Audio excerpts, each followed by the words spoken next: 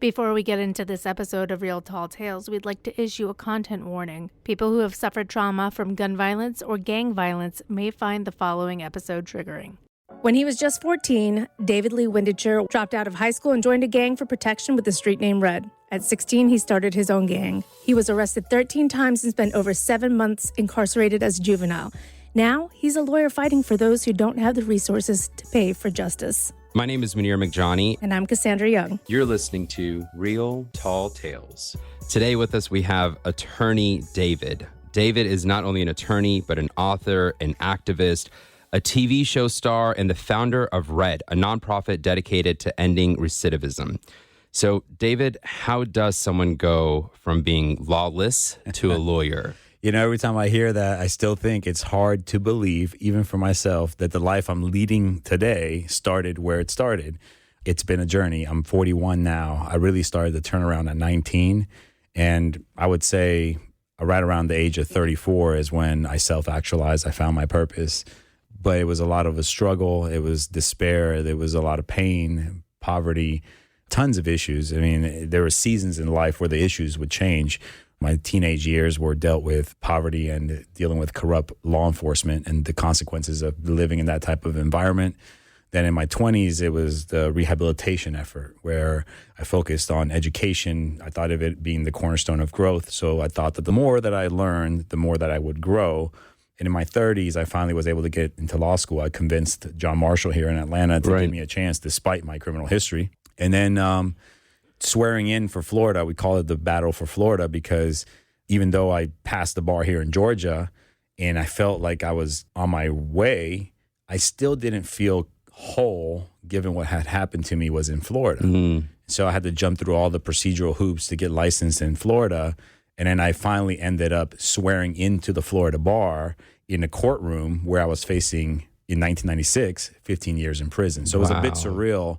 That's when my purpose came about. So how did you end up in 96 there, right? So from the story that I understand, your family moved back from Argentina to Miami. Correct. And, you know, you had a lot of issues, obviously, in your family. Mm-hmm. And that kind of kicked off this really career, right, that you were doing in criminal activity. So tell us a little bit about that. I'm going to back it up a little bit further even to where my parents initially moved from Buenos Aires to Los Angeles. Okay. And we were there living. My dad was a blue-collar laborer, and my 2 sisters were born there. My mom was a homemaker. She would watch after us while my dad would go to work. Well, in 1985, he was told that a work product that he provided was not adequate enough for him to be paid, and we were living on a check-to-check basis. So he went to the Los Angeles County Trial Court. He filed an action, and they put him before a judge. When he went at the trial court level, he won because they provided him with an interpreter. Everybody thought it was sound. Months go by, no check comes in the mail. Instead, we get a notice to appear in court. We go back to court. It's civil matter, so they don't appoint counsel. They didn't give him an interpreter. We didn't have a pot to piss in. So he shows up, and he loses. He lost not because he was wrong. He lost because he was foreign. And to me, as a 7-year-old watching a man who never quit on anything I knew about in his life, to watch him go through that, it planted seeds of bitterness in my heart.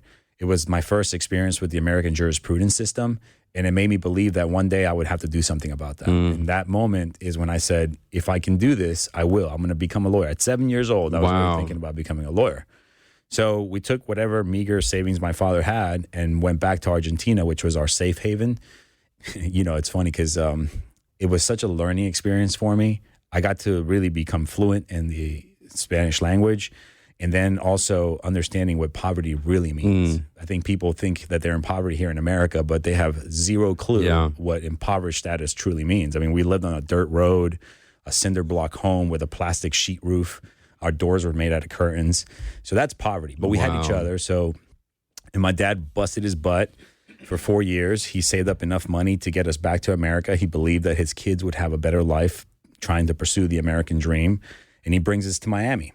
And we go back to an impoverished status. We're in Dade County. People that are familiar with South Florida, and I say Dade County, they know there's either South Beach and Brickell, which is really nice, and the rest of it's hood. So here we are living in this environment, and poverty led to my first arrest at the age of 11. My dad bought us a bicycle that we could share, my brother and I. And the problem with the bicycle is that it was used. So the handlebar was stripped. So we couldn't tighten the handlebar, so I couldn't tow my brother anywhere. And in January 1990, it's the NFL playoffs. You know, we're soccer players, and everybody's like, you guys are fast. We need you guys to come play with the rest of the kids. And so we wanted to go to this big pickup football game that's like 10 miles from the house. And so I told my brother, I said, listen, I'm going to go steal a set of pegs. Just wait for me at the house, and I'll come back, and we'll go to the park together. So I take my bike. I go to this bicycle store. You know, I'm a ginger, so I walk in, and I'm nervous. I'm a little pink. I'm already alerting the cashier. And she's like, hey, can I help you? I stay mum, further alerting her suspicions. I see a set of pegs. I do a beeline for them, snatch them off the shelf, put them in my pocket, run out, and I start pedaling as fast as I can on the bike. And again, my 11-year-old mind couldn't wrap itself around the concept of trying to get away on a bike with a stripped gooseneck. So as soon as I start stroking the pedal standing up, the handlebar goes forward. I come crashing down. And I thought I got hit by a car because I'm suddenly way back up. And unbeknownst to me, Gary, who was the owner of the bicycle store and a triathlete at that, he was in hot pursuit the entire time. And so he picked me up and he's like, you little fucking crook, you're going to go to jail. And he didn't lie. I mean, he called the cops, and the cops came out and handcuffed me. I'm 11 years old. I don't understand poverty or anything like that. They handcuffed you at 11? They handcuffed me at 11 years old. That seems, maybe I'm naive, but that just seems so excessive. Yeah. Oh, my God. Let me tell you, it was traumatizing. Now, was it because of, I mean, I know a crime is a crime, but was it because of the area of town you were in? Like, why? I can't explain it. I think, you know what it is, Cassie? I think that we were at the height of the Get Tough on Crime movement. You know, so kind of everybody was guilty at that point. The presumption of innocence didn't exist. It didn't care what your situation was. It was just punitive, period. And so they got me, they handcuffed me, they brought me to the police station. I remember being so stressed in that moment because I was an A student at that time. I didn't have behavior problems at home, so my parents weren't expecting this. And just to walk in, my mom walking in and to see the pain on her face, it just broke my heart. Like, why did she need to go through that? Because I was poor and I did something so stupid. And instead of being taught how to cope with poverty, the system made me resent my situation even more. So we go to court, and the judge adjudicates me delinquent, right? Put me on probation. They made me do theft deterrent programs. They made me do community service hours. And for a couple of years, I basically lost myself because the friends that I had, I couldn't see anymore. And understandably so, as a brand new parent, I wouldn't want my young son hanging out with the 11-year-old on probation. I mean, it just doesn't sound normal, right? Like, who would do that? So I was introverted because I was by myself all the time. Fast forward to middle school. We called it JFK. So you know how it is. If you're a JFK or MLK, you're in the ghetto, right? My parents, they bought me some clothes for the first week of school to feel good about myself. And I remember on the first Friday, I'm walking home, and two kids approach me and say, hey, where you heading? We're going that way. And I said, I'm going the same way. They asked if they could walk with me. So I said, yeah, sure, why not? And we're talking about stuff kids talk about. I don't know, whatever. I can't even remember the conversation. All I know is we were trying to be friends, it seemed like. I'm looking at you as clearly My Little Ponies. Yeah. You're definitely a brony. That was totally it, yeah. Or what was the other one? Care Bears? Yeah. But yeah, so we get to this bridge. And we have to cross over this bridge because there's a canal that you have to cross over to get into the neighborhood. And when we get to this bridge, I blacked out. I don't remember what happened. And I wake up a couple hours later, and I am face down on the ground. I stand up, and I'm like, did I get hit by a car or something? Because I'm looking around, and my shoes are missing.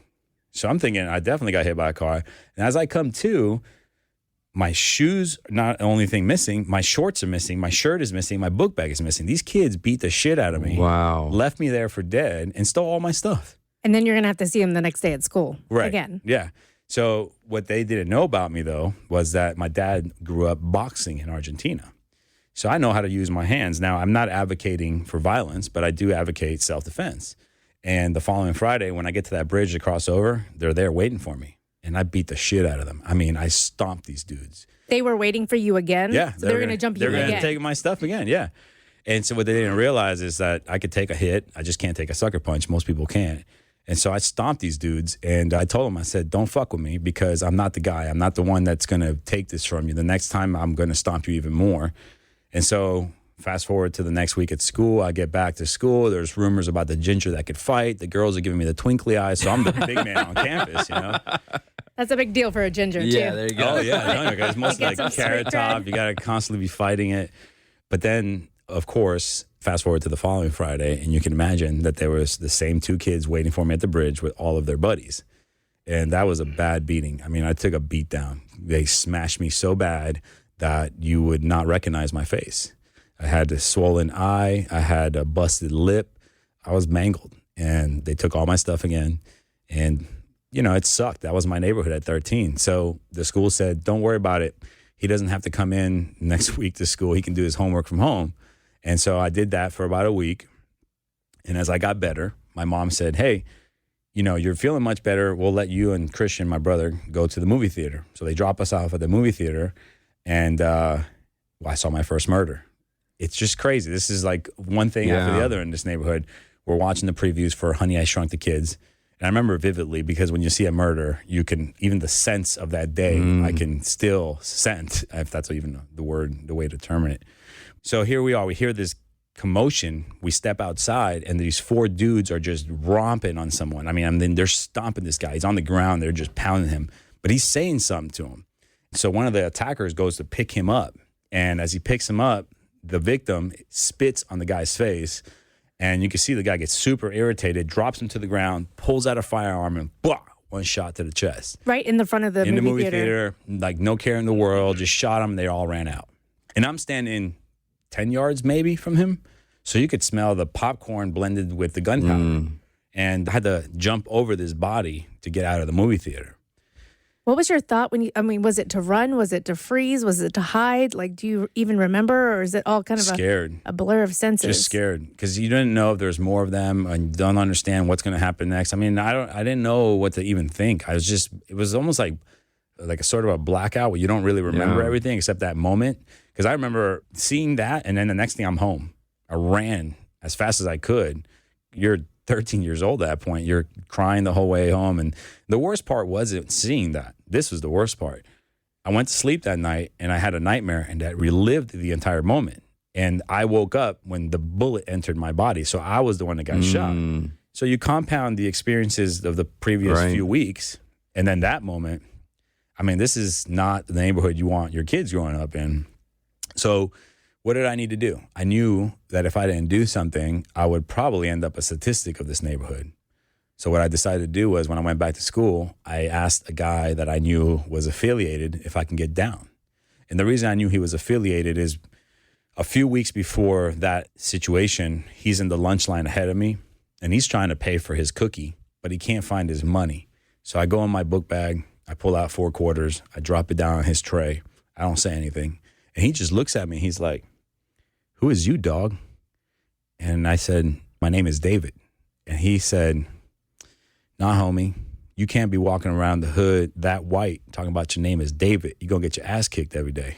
It's like, I already know about that. Like, I'm a ginger, I know. It's like, I've been there. And so, he said, from now on, you go by Red. And that's how my nickname was born. So he gave me a pound, and he's like, you Red from now on. And so leading up to that day, I would see him in the hallways. He was a couple years older than me. I think he was maybe in 9th grade and I was in 7th. But he had nice clothes, relatively speaking, going back, Carl Kanai, FUBU, all the stuff that you would never wear now. But he had those clothes and he had a car. So I knew something was up because unless you were up to something in these neighborhoods, you didn't have that. And so I would always see him. We always pay each other respect, talk a little bit. And I realized this dude's hanging out with a bunch of dudes. They're all wearing the same color. I'm not stupid, right?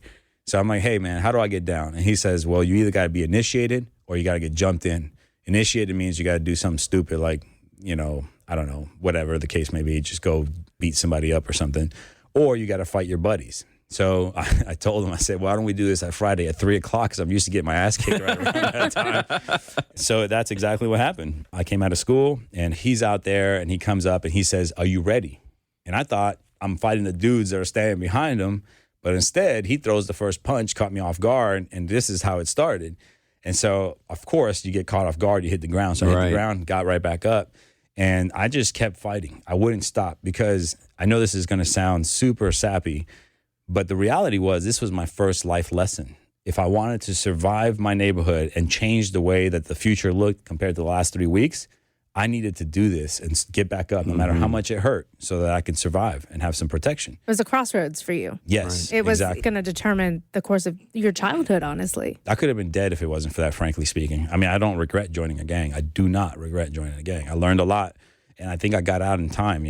I feel like I retired and graduated from it before it was too late, before I could have had some undesirable fate. It's really interesting to look at a gang as sort of this subculture of protection, because most people will look at gangs as violent or criminal activity or something bad. But really, for you as a kid, you credit it with keeping you alive. Absolutely. I mean, I wouldn't change anything about it. And the one thing that I always try to help create awareness about is, yes, gangs do commit violent acts, but you would be shocked at the compassion that these individuals have for one another and for their community, and how much they invest into their community. They do far more than the government ever does for their communities. They do book bag drives, shoe drives. I'm talking about they take their money that they make, yes, selling illegal narcotics, but they invest it back into their community. These are people who understand poverty. It's like Robin Hood in some ways. Yes, yeah, exactly. That's right. I mean, that's a really good way to put it, because you're frowned upon because you're doing these criminal things, but somehow you're trying to pick your community up in the process. And America tells you, pick yourself up by your bootstraps. Well, you're going to judge me when I do it the way I want to do it? Yeah. It's almost like they're exactly the politicians that you would want, somebody who understands what you're going through and actually tries to course correct and fix it and help the community. But it's just the way they go about it is not... How do I say this? Like accepted. Yes, and especially in the current times we are now in the state of our politics. I mean, the kind of stuff you're seeing now at the highest level, if you see that stuff in the gang world, I mean, there's some retribution for that. You would not be in power very long if you go rogue like that. Interesting. So I studied criminology a lot, and I love like gang culture, right? And a lot of what you learn, at least in the books, is, you know, the main reasons people join is power, family, and money, right? Would you say those are true?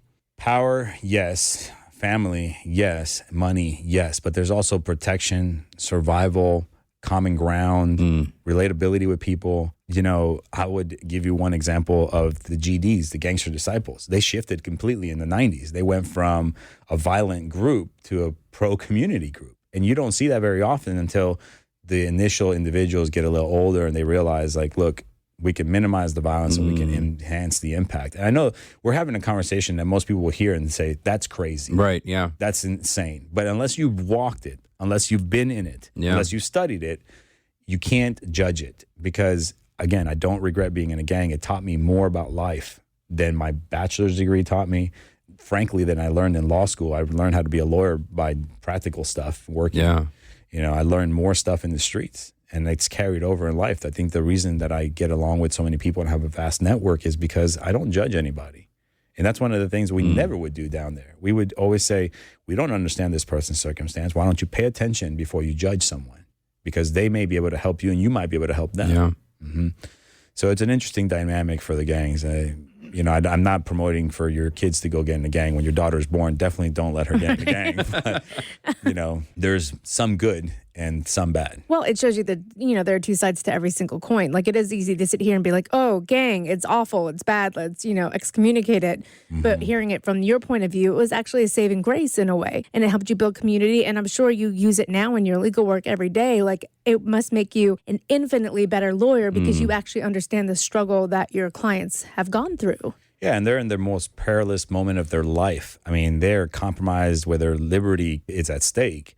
And when they come to my office, they see what I've been through and the climb, and they realize, hey, I'm not beyond redemption. I made a mistake. Can I resolve it? Yes, I can. How do I rectify this criminal behavior that I exemplified? Well, you have to get yourself some kind of training, emotional intelligence training, cognitive skill development. There's so many different things that we lack in those environments because the compulsory education system is failing as a whole, because there's no resources for proper education. I mean, I'm going back and forth here on a lot of different things, but I remember when I dropped out, Cassie, I dropped out because I was doing the same math in America in 9th grade that I already did in Argentina in 5th grade. And they put me in some program called SARP, Student at Risk. Fuck you. You can't teach. I could teach your class.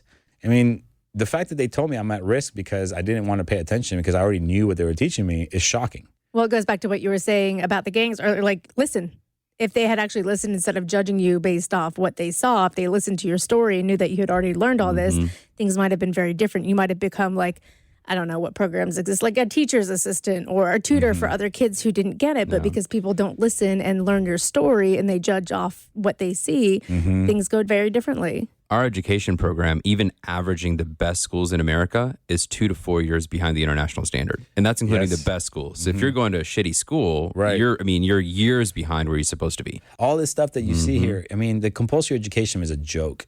It really is a freaking joke. This is something that I have had a hard time with for a while, that when I have a kid who's troubled and he's dealing with difficult situations in the schools because they're judging him because he's maybe not emotionally mature enough, has academic deficiencies or whatever the case may be, I tell the parents, listen, pull them out before they send them to alternative schools. Those are the worst, because that alternative school fuels the school to prison pipeline. That's where they get their candidates. They go from regular school to alternative school to the judiciary. And so I tell parents, listen, you might be better suited having your kid get his GED or his high school diploma homeschooled and then getting him a job and getting him practical life experiences even at an early age. Because at school, you have some educators who are lacking motivation, the resources are bad, and if they're in a Title I school, good luck with that future. Yeah. Good luck. Yeah, it's interesting to see, like, I think teachers are vastly underpaid in general, and I have to try and put myself in their shoes if I were dealing with a class. And that's the thing, everything is standardized, but you can't, I think my favorite thing I ever saw is, like, if you have a shark and an eagle, right? Both are near apex predators. They're great at what they do, at survival, but if you test them based on the same standards, if you test them on catching prey, they'll both ace it. If you test the eagle on swimming, it's going to fail. But that doesn't mean it's not any better than the shark. They're just different. So in schools, if you have all these standard tests and processes and policies, it's not one size fits all. And the kids who are left behind are the ones who just, they don't work that way. And that's okay, but it doesn't mean that they're any less than. But they're the ones who get penalized by getting moved to the alternative schools, by being called at risk. Right. And I couldn't agree with you more. The reality is we can't solve the problems we have today in the education system with the methodologies that we have been implementing for decades. Because we realize now, stats show that kids they're inspired by different things, right? Like one kid might be more vocational oriented while the other one is education oriented. And so you have to be able to target them and find a way to create a targeted system for them, not a universal system. Everybody does math, English, language arts, blah, blah.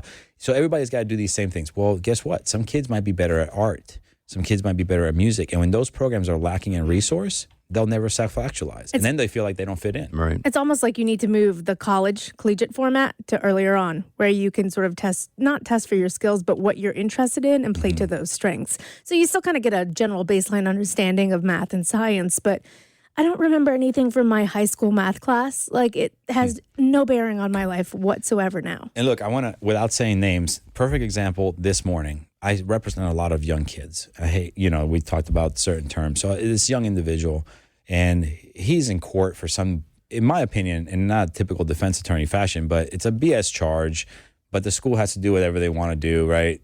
Anyways, we're in front of this judge, and the requirements were, look, it's your first time ever being in trouble.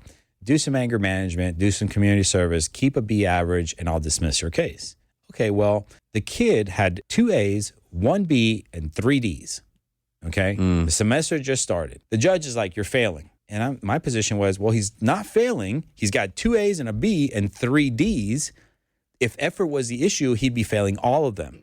And guess what? You start looking at the classes, it's British literature. Who gives a shit? He's got a 61 in that. Why are we fucking teaching him that anyway? He's doing great in math. He's doing great in audio-visual technologies. He's doing great. And the court is saying he's failing. No, he's not. He's failing at the subjects he doesn't care about. He did his anger management. He did his community service. He did everything he was supposed to do. But now we want to punish this kid. So the judge kept the case open, says, hey, we're going to come back when his grades are up. And he's like, my grades are never going up because I never give a shit about this class. But now he's got to suck it up and do it. But see, this is a prime example. Like what you were saying is we keep giving kids educational resources that don't matter to them rather than finding out what they care about and feeding them that. And I feel like sometimes if privilege comes into play, like I was a British literature major, like I love it when it comes to, So you probably got an A in that. Yeah, but math, I'm awful at it. Like I could barely pass game theory, which is literally just breaking down, I mean, we did count cards, but how to play games and all the odds and that. And it just, my mind looks at numbers and it just doesn't get it. In the same way, I'm sure some kids look at British literature and they don't get it or they don't care. And how can you force yourself? I mean, think now as an adult, Adults have so much freedom to pick and choose what they want to invest their time in. And even if you're like, well, I hate my job and I sit there for 8 hours a day and I do what I hate, that's still a choice you make. It may be a forced choice. It may be really hard to get out of it, but it is a choice that you make to do that job. As a kid, you don't have a choice to sit back and say, Britlit isn't for me. I'd rather take another AV class. I'd rather get some real world experience. You're forced to do these things and then you're punished for not being able to do them. Right. And see, you and I can have a conversation about it and make sense of it. But you go to the court system and it's so rigid. In black and white, yeah. Right. And the kid's so well spoken, super respectful to the court. And it's like the parents are saying there's no behavior issues at home. And it's like, do you want to do anything you can to force him onto probation so you can collect that money? Because we'll get into that in a little bit later. Because he didn't memorize Jane Austen. Right. Yeah. I mean, give me a break. But the goal is, let's put him on probation. Let's collect that $50 a month from him. And he becomes an economic tool for the criminal justice system. Because all the prisons here are privately owned. Not Does that all, play into it, or most of them? That does play into it. That's being phased out now. Okay. But the reality is that there's other ways that the system is making money. And I can give you a lot of different examples. For example, Cisco phone systems. When you're charging people $25 for a 15-minute phone call and you're working a minimum wage job, so you'd have to work basically the whole day to have an hour-long conversation with your loved one. But why do they want to charge like that? Because the shareholders receiving dividends from Cisco are heavily invested in those prices being the same. Are these calls from prison? Yes. Okay. Yeah. It all goes back to the shareholder, right? So if the shareholder is making dividend because the company is maximizing its profits, everybody's happy from the corporate side of things. But these jails require people to fill them up so that these products and services are provided, therefore yielding those dividends. So you got Aramark that provides food. You got Cisco with the phones, Hanes with the clothes, Dove with the soap. All these companies want people locked up because they're making money off of the products. And the problem is you're looking at these individuals as products and a bottom line rather than people who have a chance to, like you said earlier, course correct and get better. Of course. And then you get further into this and you start going to certain prisons where Fortune 500 corporations will come in and say, okay, we're going to create an assembly line for our products. These guys are eligible for building these products. We're not going to pay them anything, but we're going to give them a job to keep them busy. Well, talk about maximizing profits, right? The margins. So now you've got forced consumerism, and then on top of that, slavery, because you're literally not paying people to do work. Yeah. Wow. Yeah, I can sound real cynical if we get deep into this stuff, but the thing is, if you peel the layers back, you'll start seeing the truth. You know, and I think a lot of people don't want to see the truth. They want to believe whatever they hear on their preferred media outlets, and instead of digging deep and looking at the numbers here, the criminal justice system is an economic tool that used me, and that's why I pursue the knowledge the way I pursue it, because they almost swallowed me up. I mean, 13 arrests. At some point, I was like, listen, public defender, I got this. I know the evidentiary rules at this point. So I can defend myself. But yeah, I saw how it was working and I realized this doesn't make sense. And I think a lot of people too either don't realize what is going on in the prison system or have this, and I think it's personally mistaken mentality that, well, you did the crime, so you should be stripped of every single right that you've ever had. And I just personally don't agree with that, right? Or if you have been convicted, I'd rather say, you've been convicted of something, like, should you be forced to work for pennies on the dollar just so you can phone your family at home? Like, I don't think that is something that anyone could agree to. Like, should you be stuck in a system that you're just... labor. Yeah, you're going to end up back there again because there's no support tools for you on the outside whatsoever. You know what the saddest part about that is, Cassie? After you've been doing that for 20 years and you're paroled or released, it's heartbreaking to watch these individuals' gestures, demeanors when they get released, because they feel more at home in the system.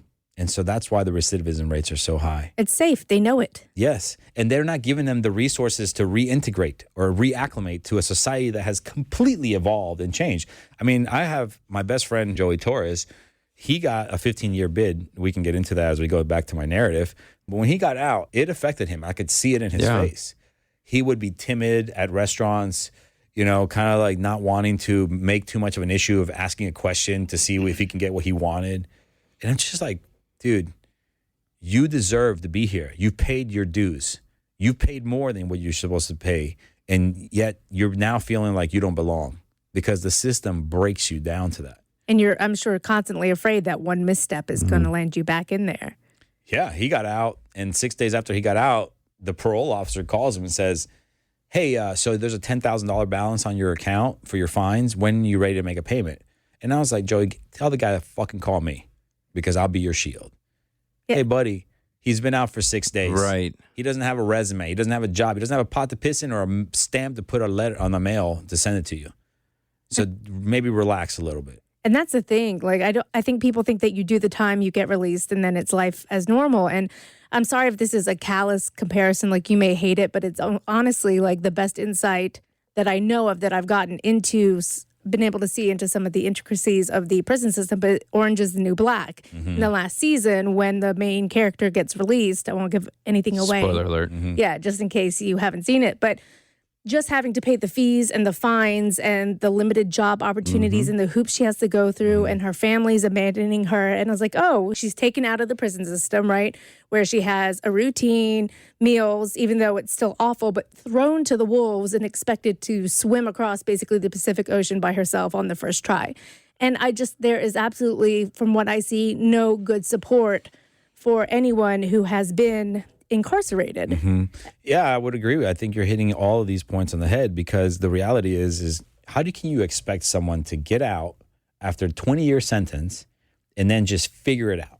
Just figure it out. Get housing, get employment, start paying your bills, even though everything's automated. Your car starts with a button now. Your phones have a screen on them. I mean, how can you wrap your mind around putting people in that position?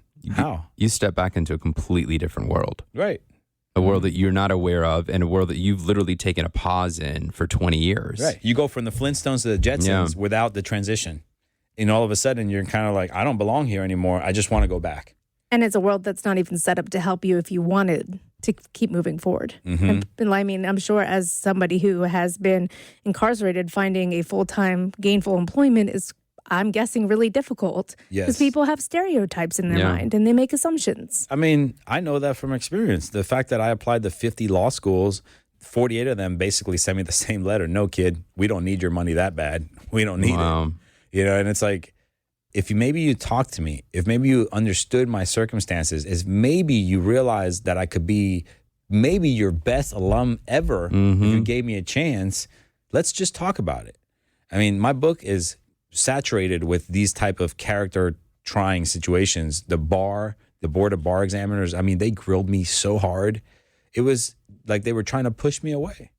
And I'm talking about Florida specifically. Georgia was really kind to me because I had the government and a couple other well-known individuals vouch for me. But yeah, the system is so jacked up. It's really sad and it's hurtful to see people go through those things. And you're seeing not only just Orange is the New Black. What about When They See Us? I don't know if you've got a chance to watch that. I haven't yet. Oh my God. I mean, first of all, we know they've been exonerated, right? And if you watch the process of how the DA manipulated the storylines and the facts to put these kids in this position, and then even they had DNA evidence that would refute the government's position, they still didn't introduce it, which is a huge Brady violation. And, this is happening everywhere. Everyone has a story to spin or some ulterior motive, and you just have to look out for it. That's why I tell people, I'm like, you can't believe everything you see. Even if all the facts make sense, there's always another story, and you have to read between the lines and do your own additional research in order to come to the correct conclusion. But can we talk a little bit about RED, your nonprofit, Rehabilitation Enables Dreams? I love that it is based off your street name. Yes, that's right. I think that's super clever. So what do you guys do and how can we help? So what we're doing now, and I get really excited about this stuff because it's amazing. We've created college in the courtroom, okay? So it's a 12-month modular program. We've done a ton of research. In 2011, Nathan Deal, the then governor, signed an executive order that established the Georgia Council on Criminal Justice Reform, a bipartisan interbranch panel of individuals studying recidivism, the Department of Juvenile Justice, the Board of Pardons and Parole, all that stuff that is affecting high crime and high recidivism rate. Every year they put out a report in February that's basically like a roadmap. This is how we fix the problem. So I've been following this roadmap for years since it started. And when I graduated law school in 2012, I decided that my life's purpose was going to be to fight recidivism, to end recidivism, and to change the way the criminal justice system works. So based on this roadmap provided by them, we created a curriculum. This curriculum that we created trains individuals on social, civic, and financial literacy. So we do training on emotional intelligence, anger management, self-control, interpersonal relationship development, personal awareness. And this stuff is huge simply because they don't teach you at the compulsory education level. We know you can't really increase your IQ once you reach a certain level of cognitive skill, but you can increase your EQ, which in turn allows you to socially mobilize, right? And EQ is emotional? Emotional intelligence. So if we can teach them emotional intelligence. So our program, they're given the option when they come into the program. We have an agreement with the district attorney in DeKalb County. They monitor their docket and they look at who's a nonviolent offender, who can benefit from educational resources. And if they have the eligibility in place, let's put them into this program. We bring them in and we say, listen, you don't need a lawyer. If you complete the 12 months of the program at no cost to you, we will dismiss the case at the end of the 12 months. Oh, wow. So the incentive is there. The carrot is an easy one, right? In the second month, we do a level of service intake. The reason this is important is going back to the school system, very similar approach. You can't fix your problem with the same universal tact. Same for you. So we learned these individuals on a personal level. We had a psychiatrist and a psychologist prepare this questionnaire so that we can elicit answers to questions without triggering trauma that would have them shut down and stonewall us, right? So we create this profile on this individual, and then we interview mentors with common ground, similar experiences, or that would somehow work well with this individual. And then we match the mentor to the mentee. We immediately go into social, civic, financial literacy, as I mentioned. Once we teach them emotional intelligence, we go into the civic stuff. It's so important for kids to understand how to assert their rights properly, how to have proper police-citizen encounters, and how to de-escalate when you have an undereducated rogue officer, which we're seeing everywhere now, right? So we teach them those things. Instead of having these combative encounters with police officers, they're calm. They understand the Bill of Rights. They understand how the law works, not how to break the law. And so they communicate effectively, and they're taught that if you have a rogue officer that's trying to meet a quota, you're not going to beat the case on the scene. So you have to establish the situation where later when you go to jail, now you will be rectified through a lawyer. So the kids eat it up because they want to win these battles. And then, to believe that there's no quotas out here is naive. Then we go into the Your Voice Matters, and we explain to them the importance of civic engagement. I hate the fact that the majority of our kids, when they first come in, I say, who's the quarterback for the Atlanta Falcons? And, shockingly, they all know, even though he's not very good at this moment in time. Matt Ryan, everybody, Matt Ryan. Okay, They're much great. better than I am. I thought Bill Belichick was the Atlanta Falcons coach the other day. I think he's the Patriots. He's the best ever, or something. The Patriots. But yeah, so they'll know who the quarterback is. And I'm like, okay, great. Who's the district attorney presiding over your case? Not an answer. And I'm like, guys, gals, listen, you got to understand how to be present in your own life. And they're like, what does the district attorney do? The district attorney is the prosecuting official that has discretion over your case. Her name is Sherry Boston. You need to know who she is. Even though she's a law enforcement figure, she's actually one of the kindest, most intelligent, compassionate people you'll ever meet. That's why she has programs like this. So we teach them these things. And then the best example we can give them, I don't know, are you guys familiar with the cash bond issue that we've resolved here? So we've been talking about this at the state level for a while. It's not happening now. Can we explain it anyway for people who listen who don't know? So what has happened here in Atlanta is that there is no more cash bonds for nonviolent offenses. It's an enumerated list of offenses that if you get arrested for, you can do an ROR. You're signing yourself out on your own recognizance. And so you can go back to your job. You can go back to your family. You can go back to your life. And you can defend this case without being completely derailed for your future. And the cash bond was a problem because individuals who couldn't pay it would then end up being in jail and just created a cycle of not being able to actually defend themselves. Correct. And the jails are maximum capacity because it takes, the criminal justice system is on such a long timeline that you might get arrested in 2018, but your case isn't adjudicated until 2022. So you're sitting all this time. And then all of a sudden the government gets a hair across their ass. They want to dismiss the case. You just wasted 4 years of your life. And how do you even get back to your life then? And how is that legal? Because don't we all have a right to a speedy trial? 4 years doesn't... You could, but you'd also have to be able to afford an attorney. The public defender has to have the availability to do those things. And so there's so many compromises involved in the process. That's why being able to sign yourself out and getting an attorney of choice, going to talk to the public defender rather than waiting for somebody to come visit you in your jail to help you out with your issue is a very important tool. And that happened because of Keisha Lance Bottoms. She's the one who started this here in Atlanta. And God bless her, because she's basically emptied the jails, and we haven't seen a higher crime rate because of it. So it's not like, oh, the fear is that we're safeguarding our community because we don't want to increase crime by just letting people sign out. Well, where is the increased crime? We could have done this decades ago, and we would have the results that she's creating now. So it's effective. It's brilliant is what it is. It's working well, and it's changing people's lives, because what they're working on now is an intervention program, something like RED, that, hey, you sign yourself out. We want to teach you why you can't go steal when you're hungry, okay? So if they continue down this path, they're going to reform the criminal justice system in a way where taxpayers' dollars are being used more for restorative justice rather than punitive sanctions. So the reason why this all came up is because the kids in the program, and I explained to them, look, she was up against Norwood, or was it Norwood? Yeah, she was up Norwood. Yeah. So she was up against Norwood. Now, I don't think that she would have signed the same executive order, but so we have the situation we have now. The difference in votes, less than 1,000 votes. In the election for mayor for Yes, Atlanta. I think it might have been like less than 800, actually. And so I tell these kids, look, this elected official who, if you knew who she was and you knew how to vote properly and you realize what her policies are and how they benefit you, you can go and put your name in the hat for voting for her, and you would change the lives of you, your family, and your community permanently, because you're voting for people that have your best interests. And so they're like, oh my God, that's how that happened? Yes. If you explain to them in plain English, they get it. And all of a sudden, they're like, where do I get my voter's registration card? Where do I go fill out my ballot? So all of a sudden, you're stimulating them in a way that, hey, my voice matters. If I do my part, I help my community. And so this is how you get that trust with these kids. Or all of a sudden, first of all, you're not charging me for the program. You're teaching me how to assert my rights. You're helping me socially mobilize. Why do you care so much? It's not that we don't care so much being the thing. It's that this is the right thing to do. I don't know these people. I don't know them, but I know that them being mistreated because they made a mistake is not the right thing to do.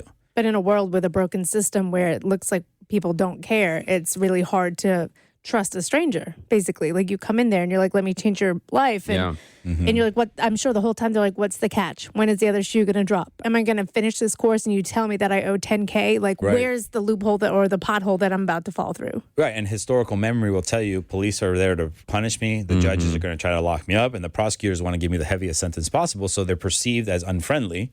And so these kids are like, oh, I don't want to deal with this. My presence has shifted that a little bit because they realize that I'm a defense attorney. I'm not a judge. I'm not a prosecutor. I'm not an officer. I'm one of them. And you can also paint a different picture of all these different people in these legal fields as well. Exactly. Like, yeah, you may get the rogue ones, but at the same time, these are people too, and they're doing a job. And I just find it fascinating. Like, I feel like this is the first step into prison reform, because the whole system needs to be uprooted. And I'm not saying get rid of punishing people who do crimes, right? Like, if you are convicted, I mean, that's a whole other conversation, but it needs to be reformed. We need to see more programs like this in the works so that people can go back to being a part of society if they choose, and sort of having a normal life again. And you guys really are taking that 360-degree approach, right, which we don't do so often. And the programs that we have had in the past would do one thing or the other, but it really does take this whole village to make this change. Yes, and so you bring an interesting point, Munir, because one of the things that I appreciate but also dislike that has happened is that there is a law on the books now that says if a judge implements and administers an accountability court program, something like us, into their courtrooms, then they get a stipend. So they're making money for doing it. So where does the problem come in with that? These people are not morally incentivized, they're economically incentivized. And so the diversion program, instead of looking like us, like a real curriculum, like college in the courtroom, they'll say, hey, watch this theft deterrent video, do some community service hours, and don't do that shit again because it's illegal. And that's it. And guess what? No life skills, reintegrated into the same circumstance. You didn't transition them into a higher platform.